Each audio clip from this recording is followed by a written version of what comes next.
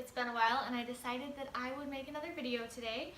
I have this series on my YouTube channel called Adulting, things that you need to know or might be helpful to you if you live on your own or you just got married or whatever it is that's going on in your life.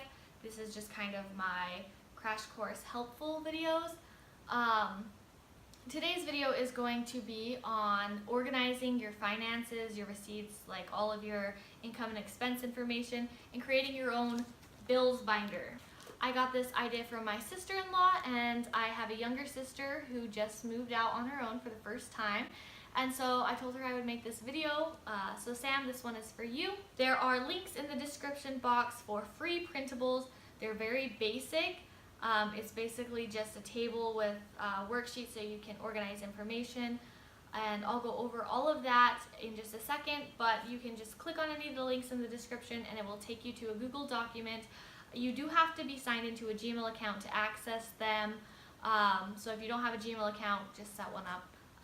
Thanks for watching this video, and hopefully this is helpful. I am going to be talking really fast in this video because I've shot it a couple times and it was 20 minutes plus, and I just want to keep it short and simple and helpful today. So if you have any questions, comment, and I will get back to you and kind of help you out with that. But congratulations if you're moving out on your own or just trying to get more organized, and I hope you like this video.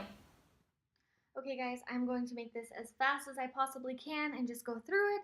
If you have any questions, I'll put more comments and stuff in the description box. But when you click the link in the bottom of the description, that'll take you to Bills Binder. It will bring you to this Google document.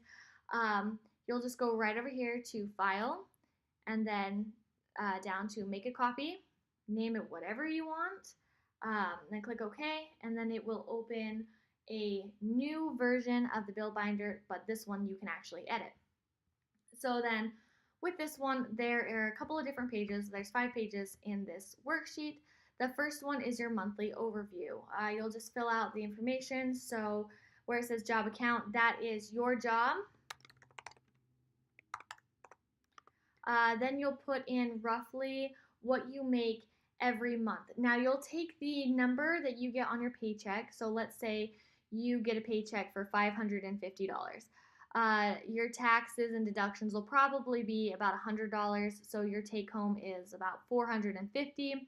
I suggest rounding that down. Always round your income down, lowball yourself with that number. So you'll say that your income is $400 per check, which is $800 per month. Right there. And then your pay schedule. So bi-weekly on Fridays. Then I put another line right here in case you have a second job or your spouse has a job or anything like this.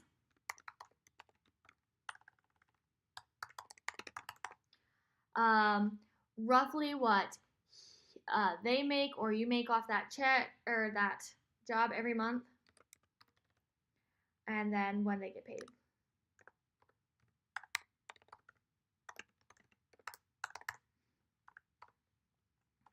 Jeez, I can't even type.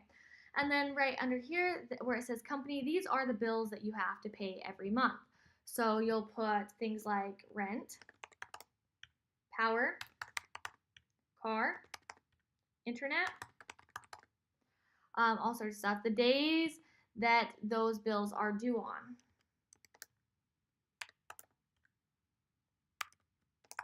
I like to set mine up since I have bi-weekly payments. I block mine off, so this top half is the bills that are due between the 1st and the 15th every month, and then I put the bills that are due between the 15th and the 30th every month down here.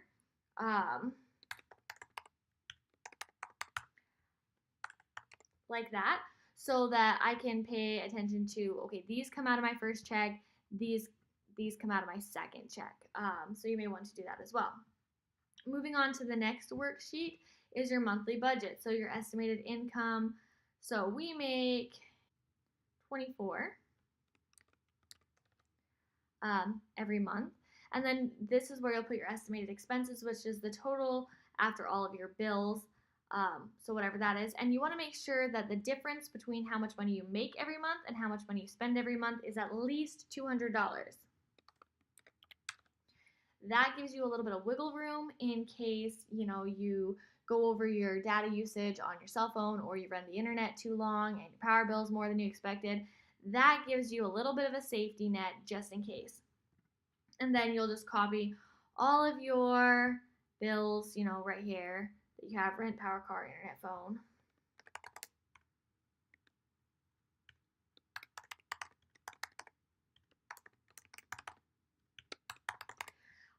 And then it'll still have the due date, so that you can keep track of that, and then the amount that's due. So it's basically kind of copied off this one, except you don't have the account section.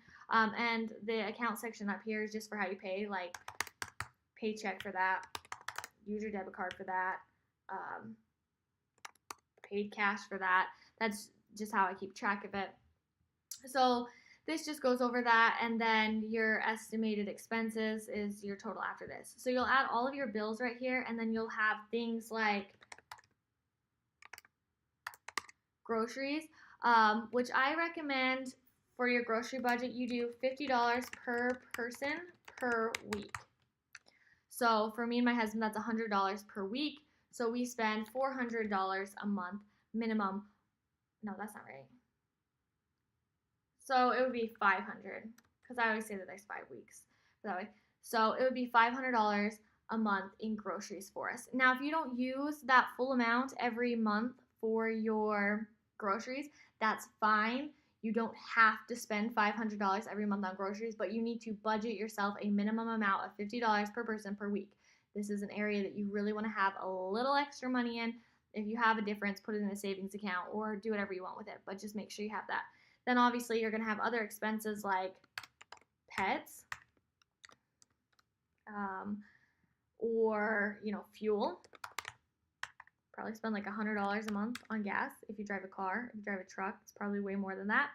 So this kind of just gives you an idea of how much you're going to spend with your bills and your budgeted expenses, like your groceries, your pet, your fuel.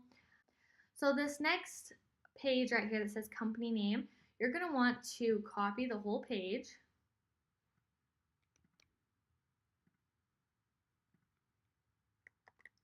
And then paste it.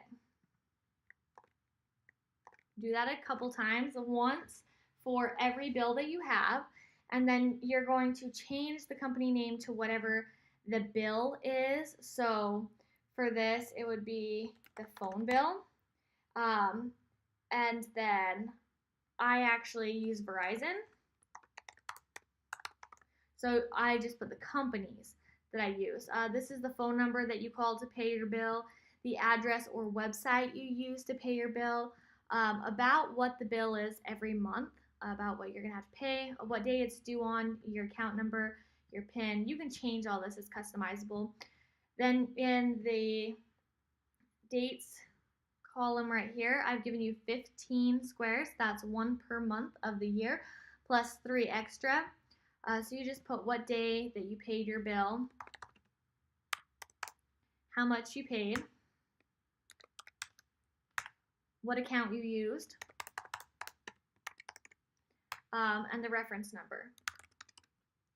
And then you do that for every month. I left a little spot for notes here. But then you'll make one of those for each and everything that you have in your bills, in your monthly overview. So rent, power, car, internet, all of those things will each need their own worksheet. And then the very last worksheet that I have in this printable is a debt installment worksheet. It's basically the same as, a bill worksheet, but it has an extra column which is for outstanding balance. So if you have a medical bill, or you took out a loan for something like that, you can just put in, the date that you paid, how much you paid, what account you used, the reference number, but then you can also put the outstanding balance for how much is still due on that account. And then I put, instead of the monthly payment, which you can change this to monthly payment up here if you want, but I also put the starting amount for your outstanding balance right there.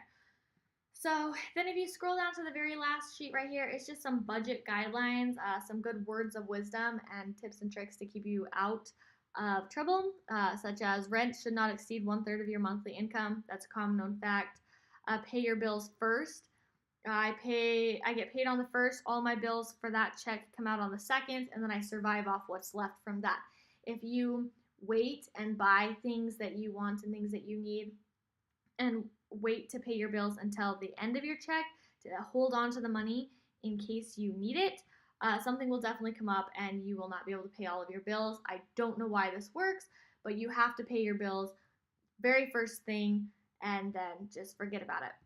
The next thing is you should have $200 more from income each month than your expenses, the wiggle room. Um, then estimate your bills by what your invoice typically says, then round up, and estimate your income by what your check usually is after taxes, and then round down. So lowball yourself on what you're going to make and highball yourself on what you're going to spend. Budget $50 per person per week for a minimum grocery budget. We already went over that.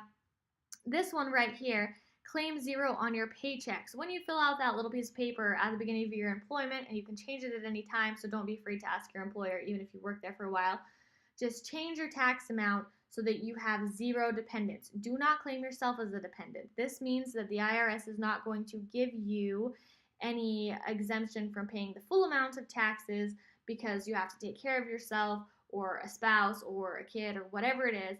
If you can do this, claim 0 on your paychecks, because then when April comes around, you're not going to have to write a check to the IRS. The IRS will be writing a check to you. You're not going to notice the difference. It's probably like $20, $30 a month out of every check, maybe a little bit more depending on what you make, but highly, highly, highly recommend that you claim 0. And then obviously the last little bit of information, you do not have to spend your whole paycheck each month. So don't feel like, okay, you got paid on the first, you paid all your bills on the second, you bought your groceries on the third, now you have $100 just sitting in your pocket. You don't have to spend that $100. You don't need to go out and blow it. Put it in a savings account, put it away. Try and put a little bit of money away every month, whether that is $5 or $50. Trust me, you will need it later. So that is just the quick overview of the bills binder. Then obviously you just come up. I recommend printing the pages off each month, or printing the pages off at the beginning of the year, putting them in a binder, keeping all your receipts, your reference numbers, and everything in the binder itself, because you don't want all the information on the internet in case somebody hacks your Gmail account. And also, when you look at it on paper, it makes it a whole lot simpler. And then again, there is a second link in the description box that goes to what it's called At a Glance. And when you open that up, you'll just put your bills right in the left side column, and then you have one column for every month of the year, so you can put either the day it was paid, the amount it was paid, or like an X if you missed the payment, a dash if you skipped the payment, whatever that is. This page should be at the front of your bills binder, so you can just open it up, look at it, and just at a glance, you'll be able to see if all of the January columns are filled, if all the March columns are filled, just to make sure that you know that you did not miss a bill, because trust me, even if you feel like you're on top of it, sometimes things still stick through the cracks. So, with that much being said, thanks for watching, guys. If I talk too fast or you have any questions, comment below. If you like this video, it helped you out, give it a thumbs up, and check out the rest of my adulting videos. Thanks, guys.